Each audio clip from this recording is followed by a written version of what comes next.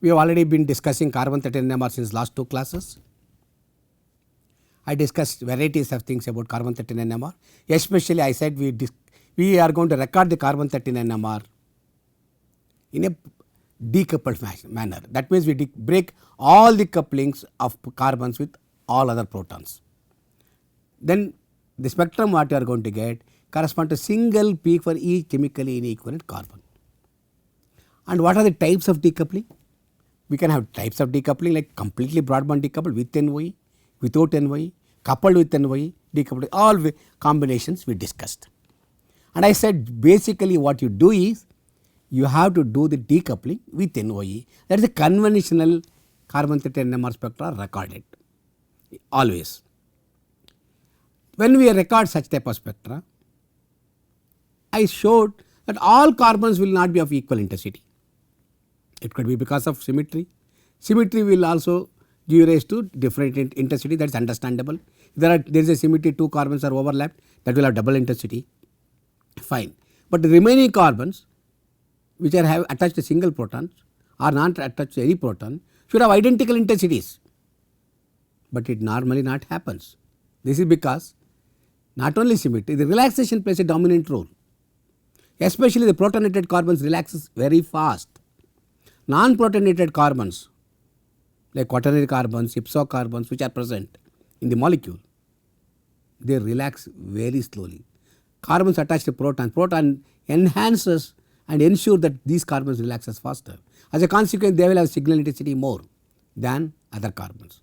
I showed that to record the carbon spectrum with identical intensities, what you have to do is you have to record the spectrum with relaxation delay or delay between the subsequent pulses which you apply should be 5 times that of the longest T1 of the carbon of your molecule. If a molecule has different carbons with different T1, find out the carbon which has the highest T1, longest T1. Take that value 5 times that one as the relaxation delay, then you will get all the carbons are of equal intensity. That is what I said. And continuing further from that today, this is an example of the spectrum where I showed you this ipso carbon is weak in intensity, whereas these 2 carbons double the intensity, whereas this para carbon is 1 intensity. In principle, these 2 will be of the same intensity, but because 2 carbons of symmetry is there, they are overlapped, it appears double the intensity. Only problem is this ipso carbon, this one, which is intensity very small, because as I told you, the non-protonated carbons relax very slowly. As a consequence, by the time you apply the next pulse, signal would magnetization of that particular carbon would not have relaxed back, achieved thermal equilibrium, would not have come back to Z axis. As a consequence, their intensities are weaker. Okay. So, how do you analyze the carbon 13 spectrum? It is fairly simple. You do not need to break your head. All you have to do is apply your knowledge, like how you use your knowledge to analyze the proton spectrum, same manner. As I told you, the chemical shift, the parameters which affect the proton chemical shifts, all those things will affect the carbon 13 chemical shifts also in the same manner. So, very easily you can start assigning. Take an example of the molecule like this. Look at the CH3 proton. We all know CH3 comes at a very high field. Okay, this could be CH3, and of course there is another CH3 here. This CH3 and of course this CH3 has a different chemical environment. If you look at the table where I showed where different chemical functional groups resonate in carbon 13 spectrum, you can find out CH3 which attached to the CH will be always around this range only, and I would slightly it is de-shielded compared to this one. So, I would say this is carbon 8 and this is carbon 1, then remaining is simple. We have 3 more CH2s, 3 more CH2s are. Which carbon is which is another thing which you need to understand. That is a different question. There is a way to do that. We will discuss that when we go further in the inadequate experiment. And of course, you come to the solvent. This is a solvent which is used. One solvent peak is here. In addition to this 3 is this thing. And if you come here, there are 3 quaternary carbons here, I think. CO, no, that's C4, C2 and C3. C4, C2 is this one, and C3. Okay, these are all CHS. C2 and C3 are CHS, and C4 is quaternary. Quaternary is very weak in intensity. because it relaxes slowly. Whereas C2 and C3 you see should have been attached to single proton, should have been of equal intensity, but somehow the C2 has a very long relaxation compared to C3. It is relaxing slowly.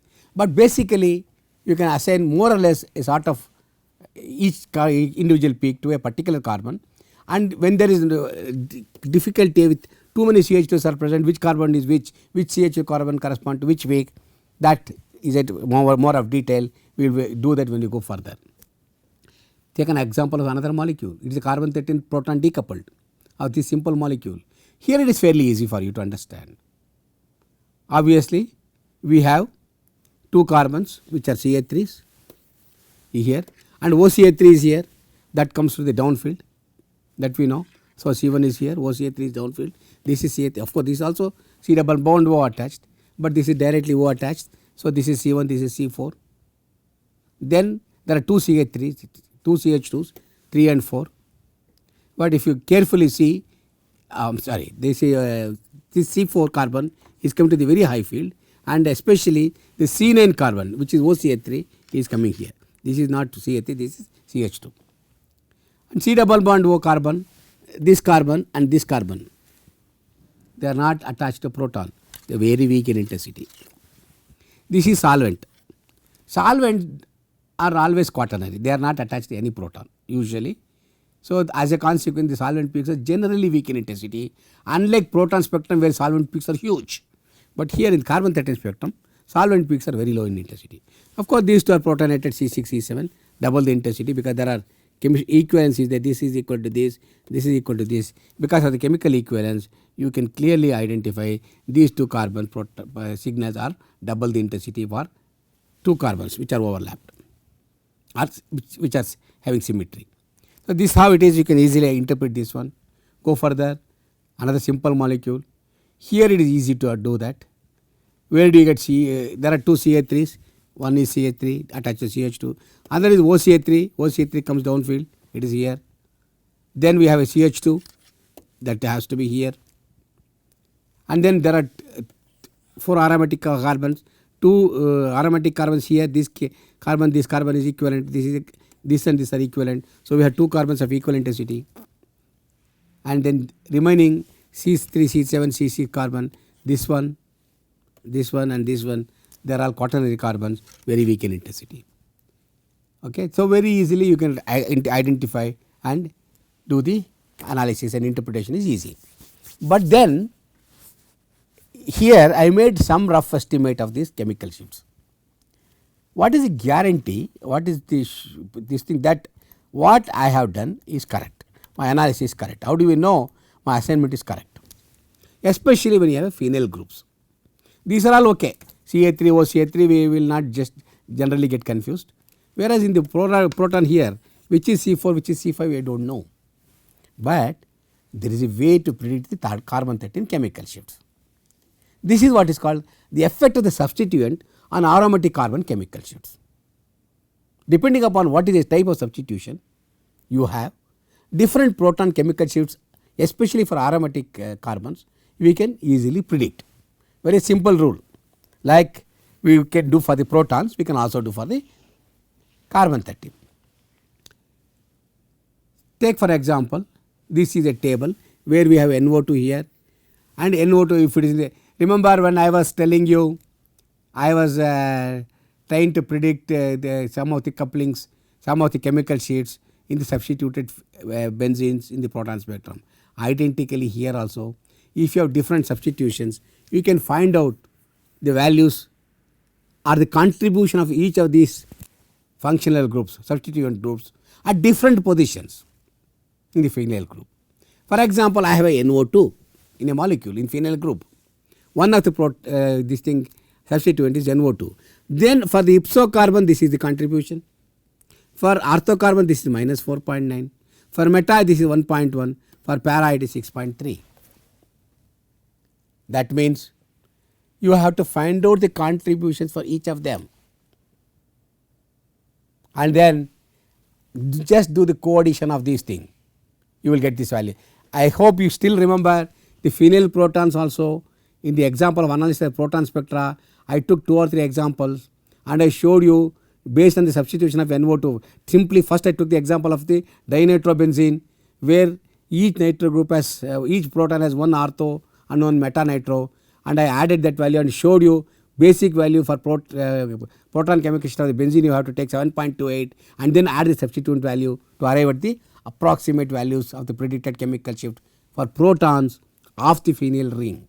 Identically, you can do the same thing for carbon 13.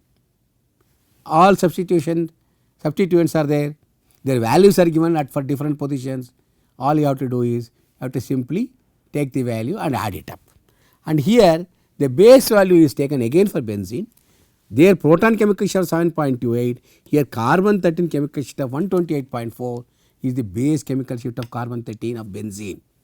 And then different substituents values will be taken and co-added. That is what you have to do. Take for example this methoxybenzene, OCH3 is there. Here there are 4 different carbons. There is a symmetry here, and these are same, this and this are same. I can calculate or predict approximate chemical shifts for each of these carbons. Let us start with carbon 1. Carbon 1 has OCH3 group in the ortho position. Go back to your table. What is OCH3 here? OCH3, if you see somewhere, OCH3 is here. OCH3, if the carbon is in the ortho position, its value is minus 14.4. If it is a meta position, 1.1, and para position minus 7.6, and if so, it is 31.3. These values we will remember, we will take this value and use it here. For carbon 1, OCH3 is in ortho position.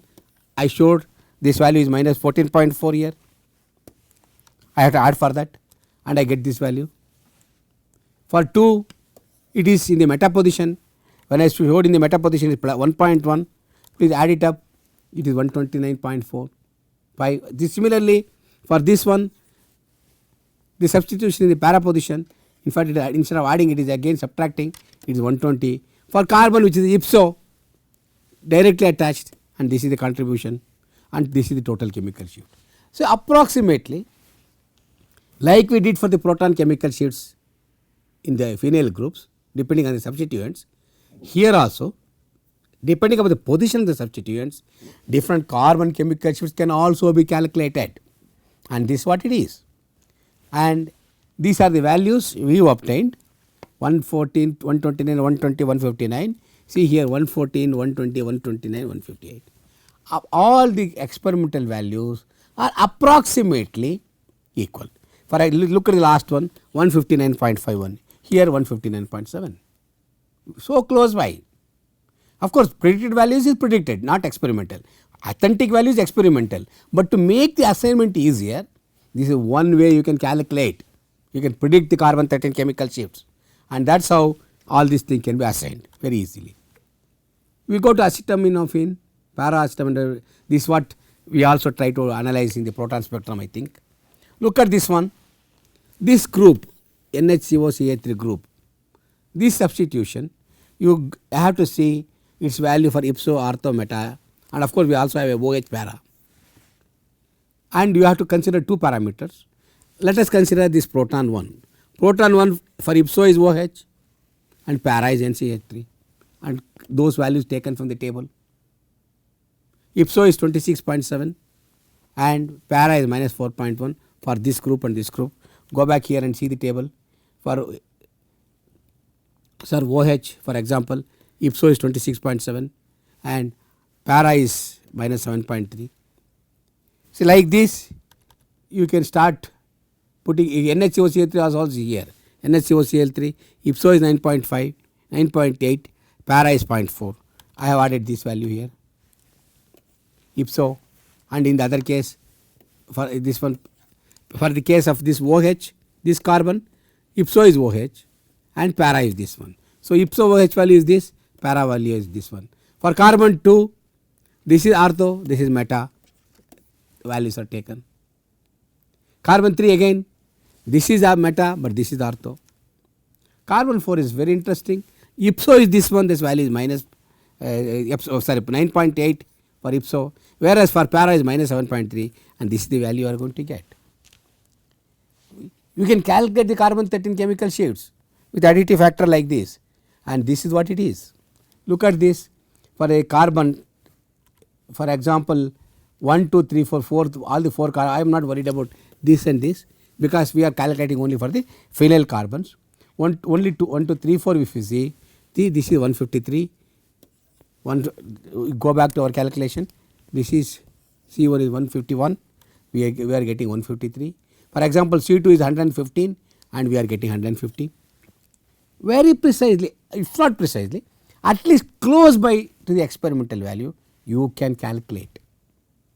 And this is what the idea you have to use for making the assignment. In the previous examples when I took the assignment, I made a rough estimate based on the intensity and everything. But with that idea, use this table, calculate the substituent effect, and then you can make the assignment very easily. So, you can go back with the this thing, we analyze the spectrum of proton. If you remember, we calculate the proton chemical shifts based on its position, and same thing he can do for all the 6 carbons here. There are 6 carbons. For this carbon 1, ipso is NO2 and meta is COCO3. You can do that. What is the value of ipso for this one? What is the value for this? From the table take it. Simply keep adding everything, and this is the value you are going to get. Okay. So, for all the carbons we have calculated, and then if you see this value what you calculated, of course this is 148.3 the value calculated. Experimental is given as 148.23. Look at this one. This is the calculated value. Experiment is very close by. There is not much. Look at this one, 131.4 is calculated. Experimental is 131.5. So, very easily you can start making the assignments. This is how you can use this value, but there could be deviations. I am not telling these are the accurate values, but they come close to the experimental value. You can use this as a starting parameter. Your assignment will be fairly accurate. Plus, you have to use the chemical shift ideas, and then in case if wherever you require, you can use other techniques. So, this is the way you can start interpreting the spectrum. Okay. We know how to analyze the spectrum. We know how to record the spectrum, how to interpret the carbon 13 spectrum, especially the phenyl carbons based on the substituent. Of course, there are several other tables for several other types of groups. Using the steric effect, we can calculate the chemical shift for linear chain molecules. There are aliphatic groups for CH3 chemical shift, CH2, CH3 in a long chain also we can do. There are several tables for that. Using steric effect, for example, particular carbon, how many bonds away it has CH2, CH3, how many carbons are there, how many CH2s are there, how many CHs are there. Each of them you can calculate, use the value, and then get the additive value for a particular carbon and predict the chemical shift. It is possible for that also by using steric effects. I am not going to the details of that, but just I wanted to tell you that itself will take enormous amount of time if you want to discuss. In most of the books, this steric effect and the values are given, like the table which I showed you is given in books. Simply take that, start using it for the analysis.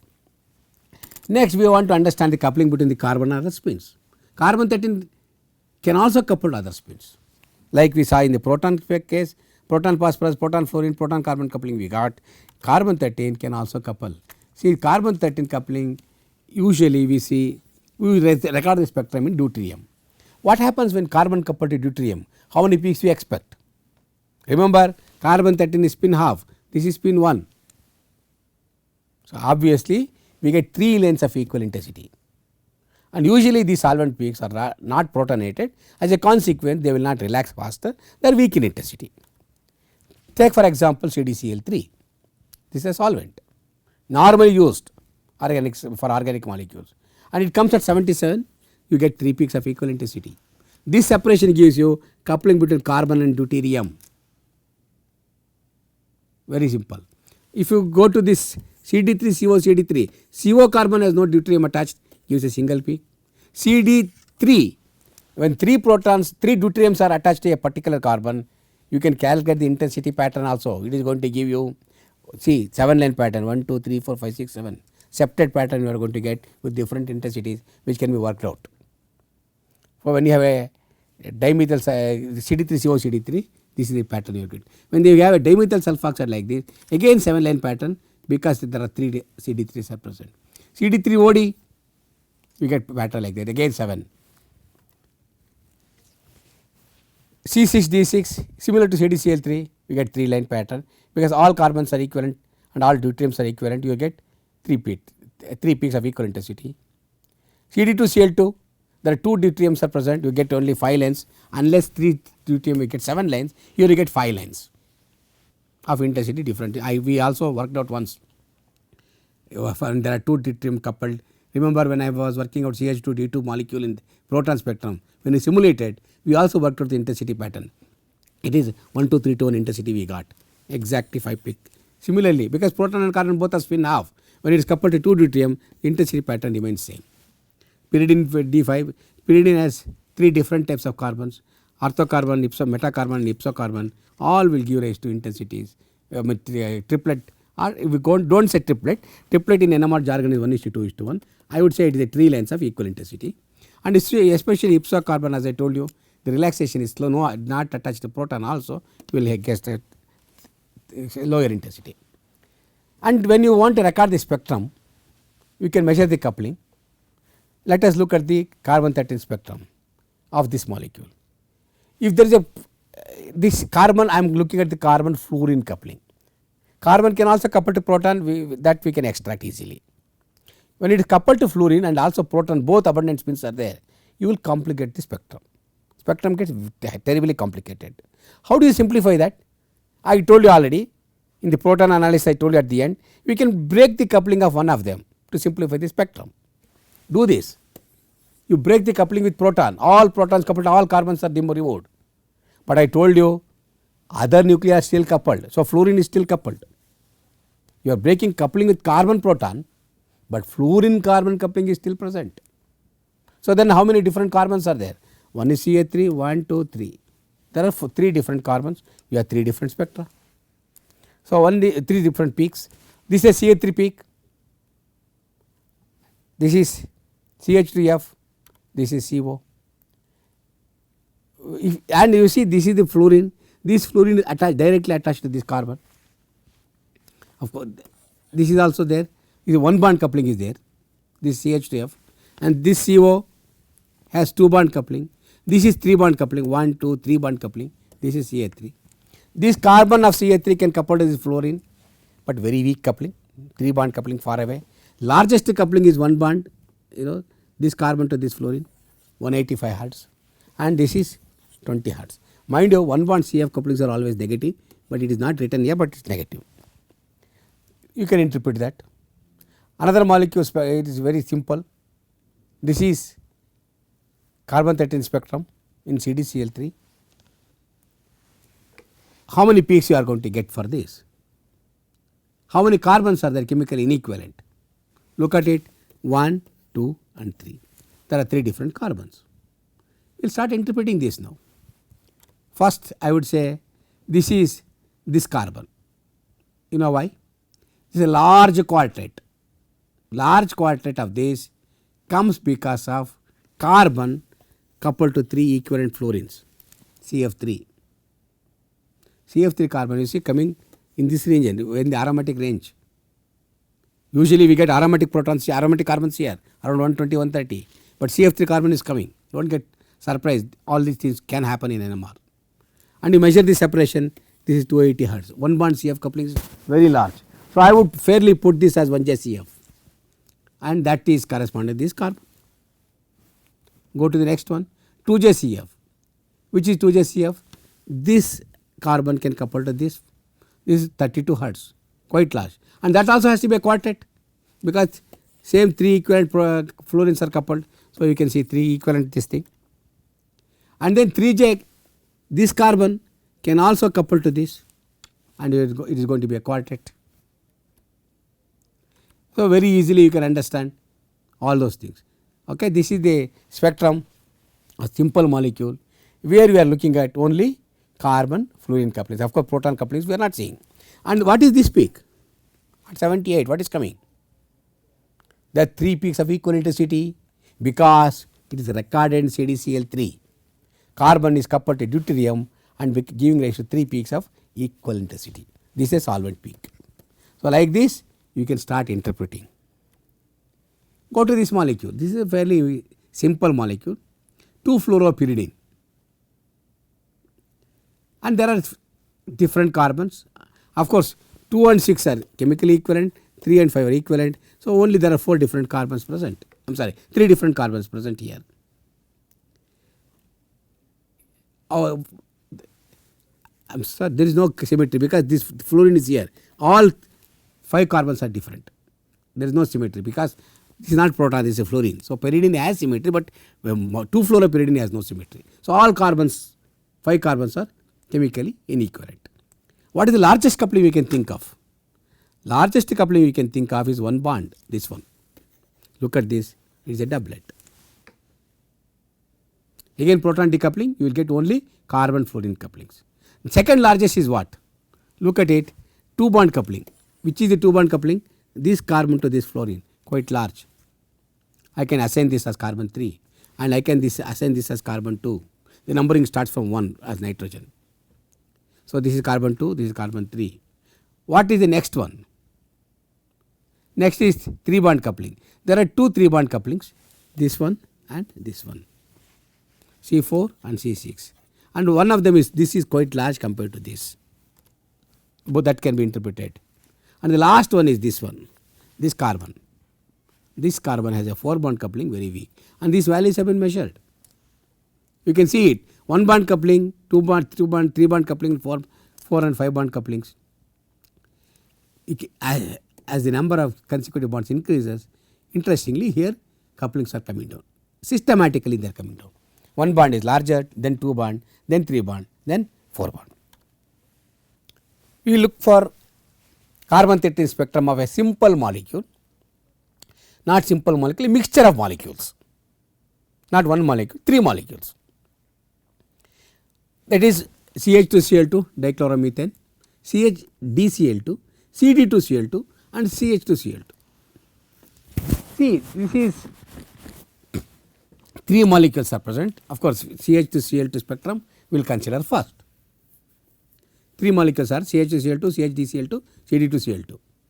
When I look for CH2Cl2, how many peaks we expect? I am not decoupling. It is proton coupled. See here, simply written 13C. If it is decoupled, I would have written in flower bracket 1H. That means proton is decoupled. Here that is not written. It means carbon is coupled to proton. When this carbon is coupled to proton, how many peaks we expect for carbon 13 of CH2Cl2? Already I told you there are 2 equivalent protons, it has to be a triplet. Can you see a triplet pattern here? Obviously, this large triplet gives you 1 bond CH coupling, this corresponds to 1 bond CH, that is CH2Cl2 triplet. Very clear. There is no confusion about it. I can put it as this one. Then go further.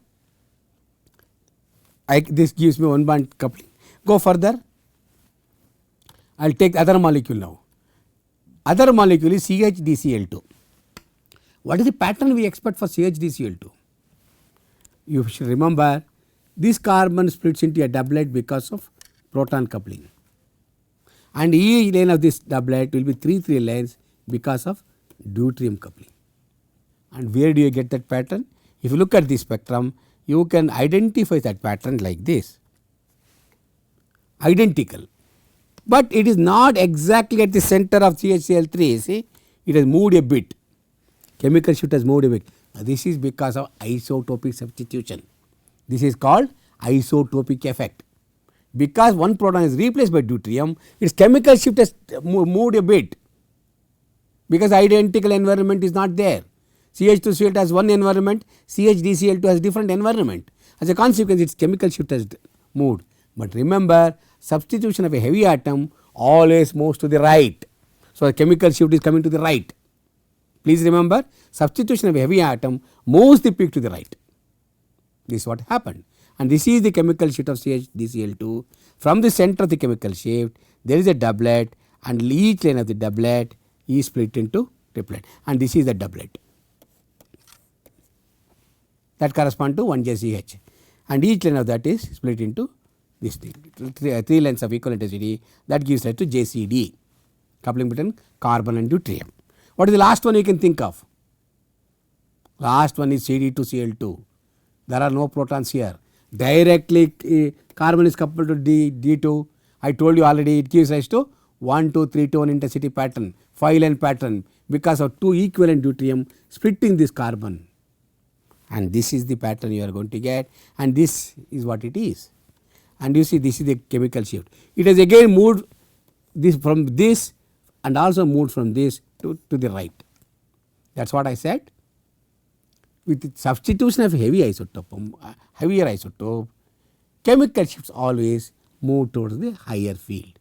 And this separation of any of these 5 peaks you take, adjacent peaks you take, that gives you JCD. So, very easily you can analyze this also. Okay. From this, J carbon deuterium coupling has been obtained as some value. So, there is isotope shift. Isotope shift, mind you, is always expressed in fact lower value it will be expressed in ppb, but in this case quite large. ppm is per deuterium how much it is you can calculate. Okay. So, we can start analyzing one molecule, and then before we go further, and then we can stop and then discuss many other things in carbon 13 later. This is a simple molecule. Carbon 13 proton broadband decoupled, which is very nicely written. I should have written here 1H in the flower bracket. What is the type of spectrum you are going to get for this molecule? Very simple. First it is TMS, that is a reference, TMS carbon, and of course what are these 3 peaks which are coming? Equal intensity, CdCl3 solvent, and this correspond to coupling between carbon and deuterium, that comes at 78 ppm approximately. That is also fine. Now we have to understand these peaks. What are these peaks? Why are they coming? If you see carefully, this is a large quartet. You can measure the separation of this quartet. That is a huge value, large separation, and value is about 284 hertz. Where it can be? It can be from which carbon? Obviously, it is from CF3 carbon. CF3 directly attached carbon fluorine. These 3 fluorines will split this into a quartet. This is a CF3 group. But simultaneously, this carbon is also coupled to this fluorine. You understand? Simultaneously, COOH carbon is also coupled to fluorine. Again 3 fluorines chemically equivalent, split this carbon also into quartet, 2 bond coupling. This is a 2 bond carbon fluorine coupling, this is a 1 bond carbon fluorine coupling, and 1 bond carbon fluorine coupling is about 284 hertz and 2 bond is about 44 hertz. Very easily you can interpret the spectrum. Here you are directly detecting carbon, question of satellite does not arise. Remember, you are directly detecting carbon. So, fluorine is abundant. When you are detecting the low dilute spin, as good as you are seeing the abundant spin. So, when they couple to abundant spin, you will get splittings like this. Very easily you can extract heteronuclear couplings in these molecules. I hope you got the point now. So, now since the time is getting up, what I am going to do is, I will stop here. What we did in this class, we started with the, we started understanding how to interpret the carbon 13 spectrum, simple spectrum. I said intensity of the peaks depends upon chemical equivalence, how many carbons are chemically equivalent. If there are 2 equivalent, then intensity will be doubled. And also I said quaternary carbons, ipso carbons which are not protonated, usually will have very low intensity because they relaxes very slowly. And I said you have to give 5 times the longest T1 of a particular carbon as a relaxation delay, so that all the carbons will be of equal intensity. That is one thing. And also I showed you how to make the assignment of different carbons based on the multiplicity pattern or on the chemical shift. Multiplicity pattern was not there because we decoupled proton, only based on the chemical shift. But how do you know which is the chemical shift? Especially for the phenyl groups, we have a substituent effect, like we did for the protons. For different substituents in a phenyl group have a contribution to our different sites, ortho, meta and para positions. and there is a table available for that. Use these values, start the basic value of benzene, whatever the basic value which I showed for benzene 124 for something, that you take that value, co-add with all these other additive values of the substituents, you get the approximate value of carbon chemical shifts for different carbons, and then use this as a starting point to get the experimental value. Precise experimental values will be known, you can make the assignment. Then I also said protons can couple to abundant species, carbon can couple to abundant species like phosphorus, fluorine, etc. And we took the example of the carbon fluorine coupling and how the spectrum gets complexed. Of course, we remove the decoupling of do the decoupling and remove proton couplings, but still heteronuclei like fluorine, phosphorus, others, if they are present, they are coupled. So how do you analyze that? And we took the example of 1 or 2 molecules and we measure the carbon fluorine couplings, and we saw how this multiplicity comes with 1 bond coupling, 2 bond coupling. We can have the carbon coupling up to 3 bond, 4 bond. We saw in the example of 2-fluoropyridine up to 4 bond coupling. So in some other molecule also we saw up to 3 bond and 4 bond coupling. So a couple of examples we took to understand, analyze and extract the heteronuclear coupling between carbon and fluorine. With this I am going to stop here. We will continue further in the next class, where I will give some other information, some more things about how you can use carbon 13 to get the structural information. Thank you very much.